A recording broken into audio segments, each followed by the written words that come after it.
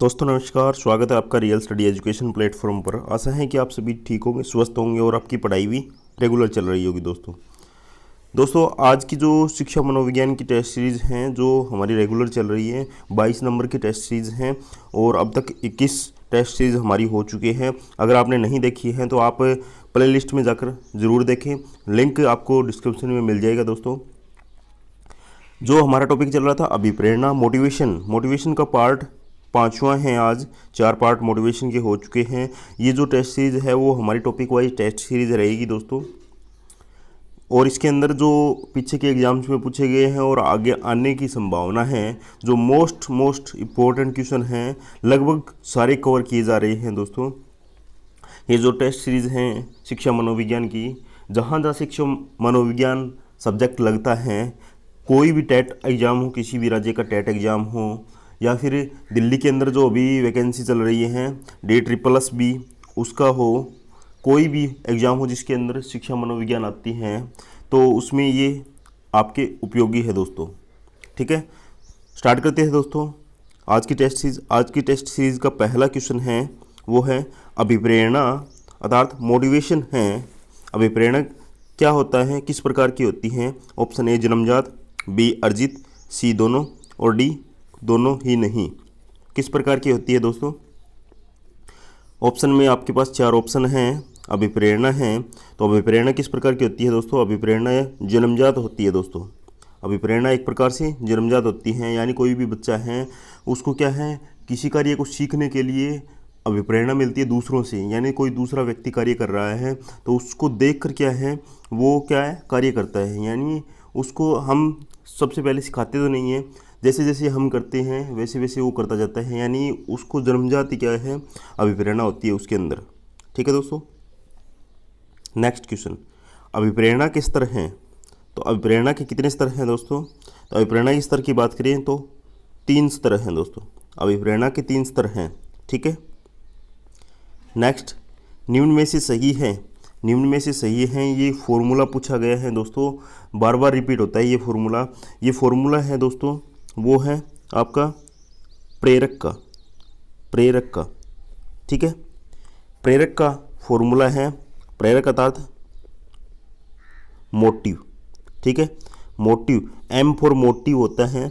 Motive प्रेरक का ये जो फॉर्मूला दिया हुआ है यहाँ पे, कौन सा सही है वो बताना है आपको। M बराबर I plus D plus N, M बराबर N plus D N plus I plus D, या फिर M बराबर N plus D plus I, या फिर M बराबर D plus I plus N। यानी इन सभी में क्या है, जो अल्फ़ाबेटिकली अक्षर है वो तो सारे के सारे 4 अक्षर हैं, वो चारों में सेम हैं, चारों ऑप्शन में से, पर इनका क्रम क्या है, क्रम की बात कर रहा है ये, किस क्रम में होते हैं ये, तो आपको क्रम बताना है सही कौन सा क्रम है। जो मोटिव होता है उसमें क्या होता है, कौन सा फॉर्मूला होता है? तो दोस्तों जो मोटिव होता है हमारा, मोटिव इसके इक्वल्स टू होता है N प्लस D प्लस आई। N प्लस D प्लस आई ये फॉर्मूला होता है, ये हमारे ऑप्शन 3 में है, N प्लस D प्लस आई। यहाँ पर अगर देखें N प्लस D प्लस आई का अर्थ क्या है, N का क्या होता है दोस्तों? यहाँ पे जो M है उसका तो मैंने बता ही दिया, M का होता है मोटिव। ठीक है, N का क्या होता है दोस्तों? नीड। क्या होता है? नीड यानी आवश्यकता। D का क्या होता है? D का होता है ड्राइव अर्थात चालक। नीड आवश्यकता, D ड्राइव चालक, और I है वो होता है दोस्तों इंसेंटिव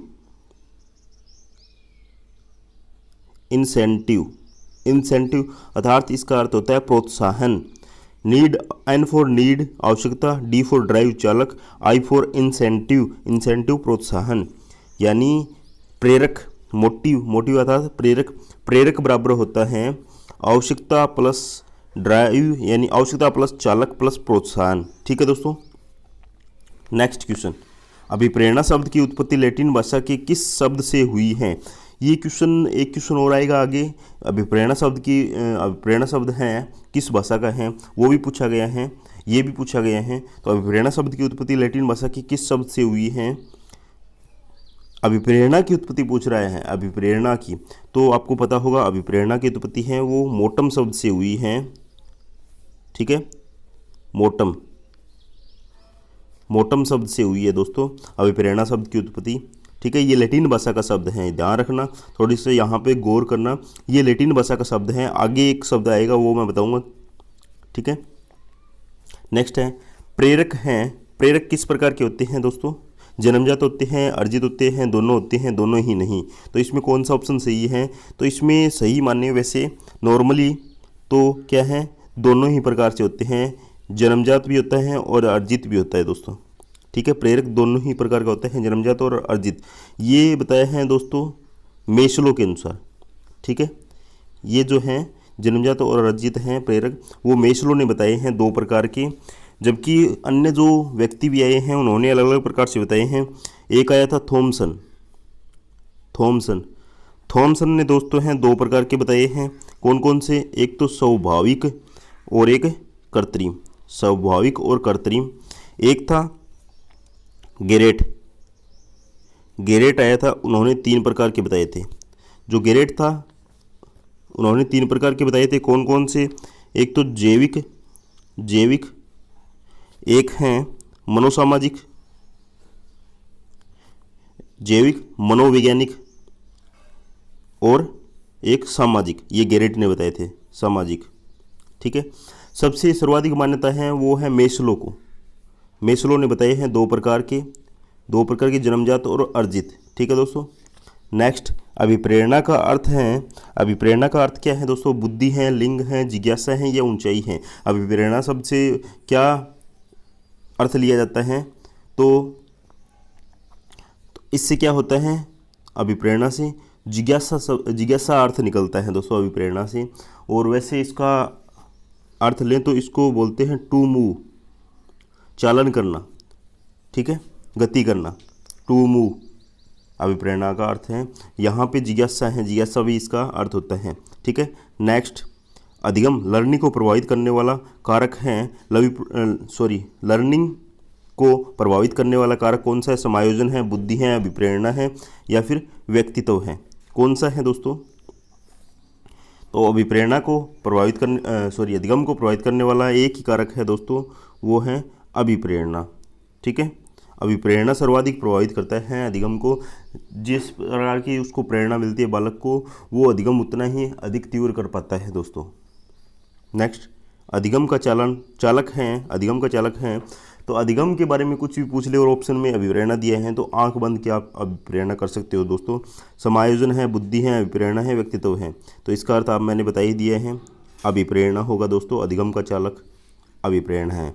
नेक्स्ट, अभिप्रेरणा अधिगम का आधार है। ये जो डेफिनेशन किसने दी है? स्किनर ने दी है, सोरेनसन ने दी है, वुडवर्थ ने दी है या फिर वाटसन ने दी है? किसने दी है दोस्तों? तो ये अभिप्रेरणा अधिगम का आधार है, ये डेफिनेशन है वो दोस्तों सोरेनसन ने दी है। ऑप्शन बी सही है, ऑप्शन बी है वो सही है, सोरेनसन ने दी है दोस्तों।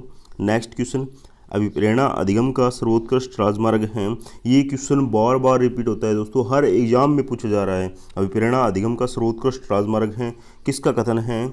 स्किनर का है, सोरेनसन का है, वुडवर्थ का है, वाटसन का है। पीछे की टेस्ट सीरीज जो हुई है हमारी, उनमें भी एक टेस्ट सीरीज में ये क्वेश्चन पूछा गया है और बाकी टेस्ट सीरीज में मैं इस क्वेश्चन का जिक्र जरूर करता हूँ।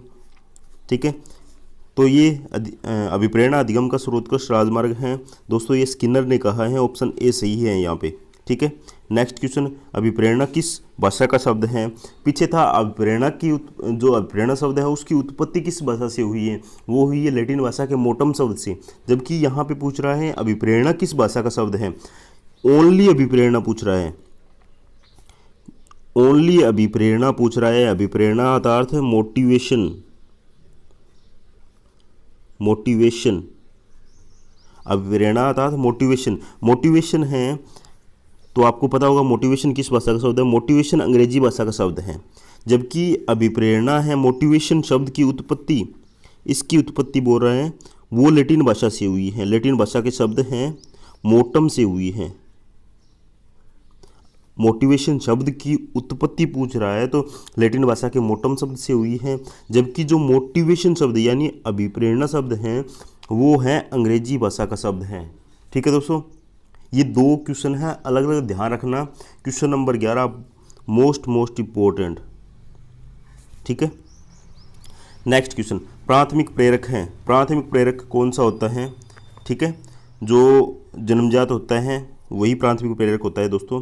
कौन सा होता है? दंड होता है, पुरस्कार होता है, भूख होता है या प्रशंसा होती है। दोस्तों देखो, कृत्रिम प्रेरक, दंड कृत्रिम प्रेरक है जो शिक्षक या दूसरे कोई व्यक्ति द्वारा दिया जाता है। दंड, पुरस्कार भी होता है, प्रशंसा भी दूसरे द्वारा की जाती है। भूख जो होती है वो मनुष्य की खुद की होती है। ठीक है, वो जन्मजात होती है, जन्म से ही उसको भूख लगती है और उस जन्म के समय ही, जन्म के बाद तुरंत वो अपनी जो भूख है वो दूध से मिटाता है, बाद में अन्य उसकी आवश्यकता बढ़ जाती है। तो यहाँ पे क्या है? प्राथमिक प्रेरक भूख है। ठीक है दोस्तों, नेक्स्ट प्यास है। प्यास क्या है? चालक है, आवश्यकता है, उद्दीपक है या फिर दबाव है। तो प्यास क्या है दोस्तों? तो यहाँ पर बात करें प्यास की, तो प्यास है एक प्रकार का चालक है। ठीक है दोस्तों, चालक वे होते हैं जिनकी हमें आवश्यकता होती है, जिनकी हमें आवश्यकता होती है वो चालक होते हैं। ठीक है, जैसे प्यास है, भूख है, और इनकी जो पूर्ति करता है वो क्या होता है दोस्तों? इनकी जो पूर्ति करता है वो क्या होता है? उद्दीपक कहलाता है। ठीक है, जैसे प्यास लगी है तो पानी क्या होगा? पानी इसकी पूर्ति करेगा और वो क्या कहलाएगा? उद्दीपक कहलाएगा दोस्तों। ठीक है, यहाँ पर सही ऑप्शन है वो है ऑप्शन ए चालक। नेक्स्ट, भूख है, तो भूख क्या है? भूख को मिटाने के लिए भोजन की आवश्यकता होती है। भोजन क्या हो जाएगा? उद्दीपक हो जाएगा, और भूख क्या हो जाएगा? यहाँ पे चालक हो जाएगा दोस्तों। ऑप्शन ए सही है।